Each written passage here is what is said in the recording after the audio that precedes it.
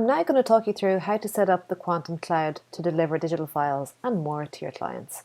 So you've now purchased your Quantum Cloud through our website 3xmsolution.com, and once you've made that purchase you can go straight to the Quantum dashboard and click on My Cloud Cards. So this is where you'll see the cards that you've purchased and you can then set up the cloud. So this one here is the card that we've just purchased. You can see we have the logo of the photographer on one side and then a picture of the client on the other side. We know that it's for Katie Smith. This is the client's name. This is the reference that we gave it in the cart at the time of purchase. So to set up the cloud for this card, it's very simple. You just click the green Set Up Cloud button, and we're going to create a new cloud. So if you do have an existing cloud that you want the card to link to, you'll click the blue button, but in most cases you'll be creating a new cloud for each card. So the cloud name is simply the name of the client, say, and that will appear where you can see it here over on the phone in this position here in the cloud. So we're going to call it Katie,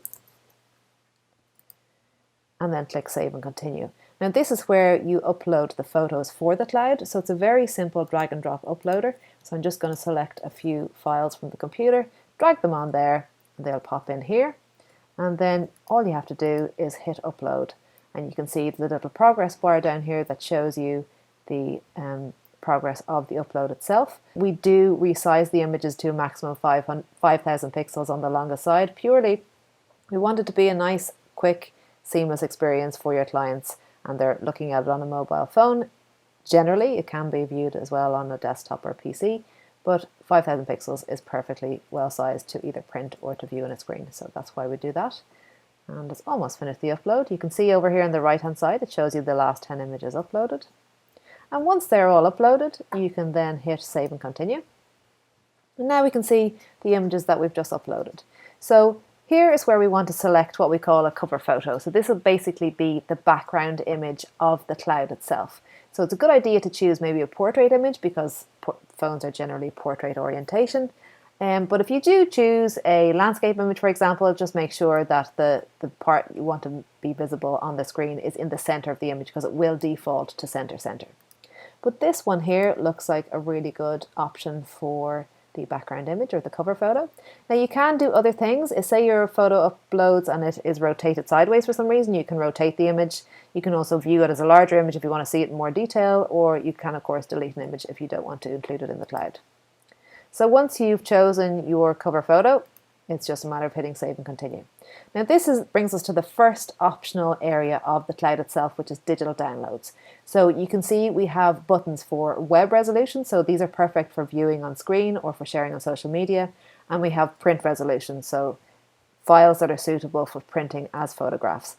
Now you can choose to turn either of these on or off. If you turn them both off, the download button simply will not appear in the cloud.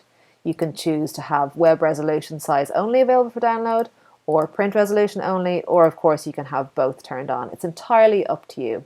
Now, don't be worried about when people share their clouds with their friends. You can add PIN protection to the downloads area. So the first time your client goes in and accesses their cloud, when they click on download photos, they'll be prompted to add a PIN. So only the people with the PIN can download the photos.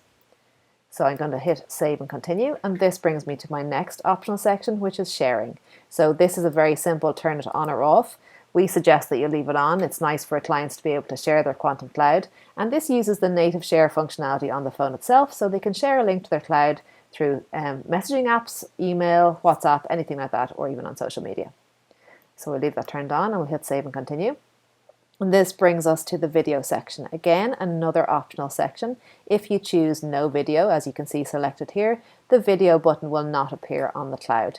But you also have an option to include an Animoto video, a YouTube video, a Vimeo video, or an external hosted MP4 file. So it's entirely up to you. You don't have to get fancy with your video. A simple slideshow to music can be very powerful. So I have a YouTube video ready to go. Now, if you're unsure about how to get the embed code, once you select the type of video, you can then hit how do I get the embed code, and that will show you all of the instructions on how to do it there. So I'll just take my YouTube embed code, and all I have to do then is copy it into the box and hit save. And now that's ready to go. So I'm going to hit continue. The next section, again another optional section, is for custom buttons. So you might want to add a custom button that isn't available in the cloud. So you can click custom button and then you can choose the icon that you want to include with it. It might be something like book a shoot or visit my website or whatever it is, and then it's just a matter of entering the URL in here. I'm just going to send it to the 3XM Solution website just to keep it simple. And once you've entered the URL, then you just hit that green save button and that is now done. So as I said, it's completely optional. You don't have to include it if you don't want to. Bear in mind that the photographer profile section will include links to your website and your social media, so there's no real point in doubling up on things, but it is there as an option if you need it. Once you're happy with that, you can hit continue. And this is where we link to the photographer profile. So we have already created our photographer profile. We've got one for high school seniors here, which is perfect. So we're going to attach that profile to this cloud. So when someone clicks the photographer button on the cloud, as you can see over here, that will link off to the high school seniors profile that we've already set up. If you haven't created your profile, simply click that green new profile button to set one up. And once you've done that, you're finished, it's ready to go. Your cloud is all set up. So try tapping your card when you receive it to your phone and make sure that the cloud is set up as you want it, that everything appears. There's a little checklist here that you can go through to make sure everything is correct. So before you give it to your client, just make sure you do a test and make sure everything's working okay. There is a link here if you want to share it with your client before you even get the card. You can send that by email or messenger or whatever. And once you go back to your cloud cards, you can now see that this button has changed to Edit Cloud. So you can jump in and edit any particular section. You literally just jump to whatever section you want to edit and that'll bring you straight to it. You also have an icon here that if you click it, it'll copy the link to the cloud, again if you want to send it by email or message. Don't forget as well that you can edit the name of the cloud if you wish to. And that is how you set up a Quantum Cloud.